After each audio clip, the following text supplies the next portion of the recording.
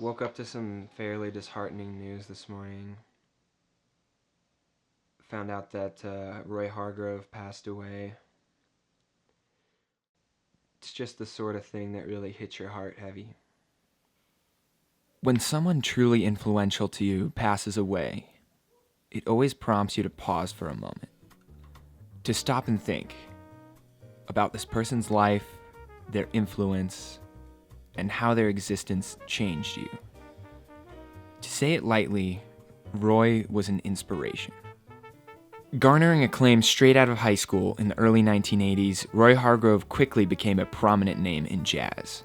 Attending Berklee College of Music and later the New School in Manhattan, Roy took the New York jazz scene by storm with a style and fervor all his own. His playing had deep roots in the jazz traditions of blues, bebop, and hard bop, while also seeking to push boundaries by mixing jazz with genres like hip-hop and R&B. Roy won a Grammy in 1997 for his album Habana, and again in the year 2002 alongside Herbie Hancock and Michael Brecker with the Directions in Music project. But I think Roy's greatest influence and legacy comes from his work in the fusion of jazz and hip-hop in the late 1990s. He was part of an interesting collective of groundbreaking hip-hop, R&B, and soul artists of this time called the Soulquarians. Members included Jay Dilla, Questlove, Erykah Badu, Q-Tip, and D'Angelo, just to name a few. In a Soulquarians offshoot project, Roy started his own group, the RH Factor, further developing the jazz hip-hop neo-soul connection, subsequently inspiring the genre of hip-hop jazz fusion and countless artists like Tom Misch, Moonchild, Robert Glasper, my brother Will, and myself.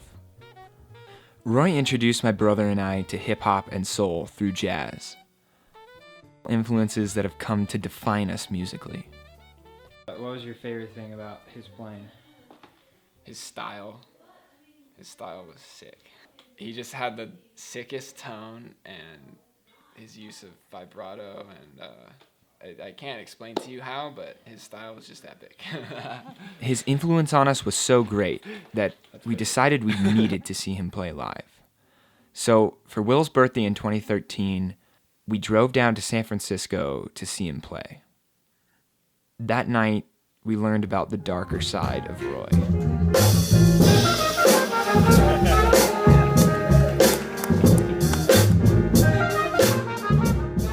I was literally shaking when he started to walk out on the stage because I was just so excited to hear him play. I mean, he was my absolute idol. And then as the show went on, I just got less and less excited and less into it. And by the end, I was pretty sad. I remember thinking, where's Roy, you know? Yeah, I mean, I felt exactly the same way because you could tell he was not in the moment. You know, he was not, it's almost like he wasn't really there at all. It was inspiring to see him in person, but it was a little disappointing to hear because he sounded like super bad. It turns out he had a massive problem with addiction, to the point that the man we knew from recordings and videos was now completely unrecognizable, musically and humanly.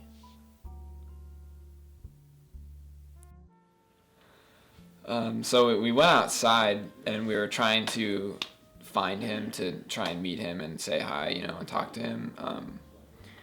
And we looked around outside and then we saw him suddenly just walking across the street from this car. He had two of his friends totally supporting him. I mean, he looked like he could not walk very easily.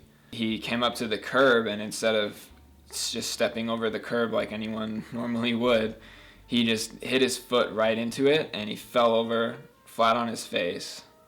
No attempt to try and stop himself. And he just, he looked kind of dead.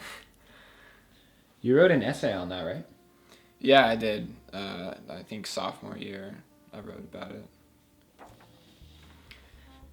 Roy clumsily exited a weathered yellow sedan and walked cautiously across the street towards Yoshi's backstage entrance, relying heavily on the support of a friend. At the sidewalk, he suddenly tripped on the curb, crashing to the concrete like a felled tree. Not once did he try to break his fall. He lay there, helplessly, stupidly, unable to get up without the help of his friend. It was hard to keep tears from forming in my eyes. I felt lost. The trumpet player I had strived to emulate had vanished, replaced with a robotic, emotionless addict. So, Roy wasn't perfect. None of us are. And maybe it's just that fact that makes his inspiration so valuable. We often don't want to admit the shortcomings of our heroes. We like to sweep them under the rug in an effort to immortalize our idyllic icons. Those who inspire ambitions of an immaculate future that forever remains over the horizon. It's the remarkable and the condemnable, the light and the darkness and the shadows that complete someone's portrait, making their life even more valuable to humanity. Roy taught us how to live through music, how to create something that is beautiful and inspirational to hundreds of thousands. His life also taught us where things can go wrong, and how hard it is to find your way back when you choose a dark path. He taught my brother and I where we wanted to go and where we didn't want to end up. It was a hard lesson to learn, but nobody said this would be easy. Life is fragile. Every moment is precious. Music is beautiful. Don't waste any of it.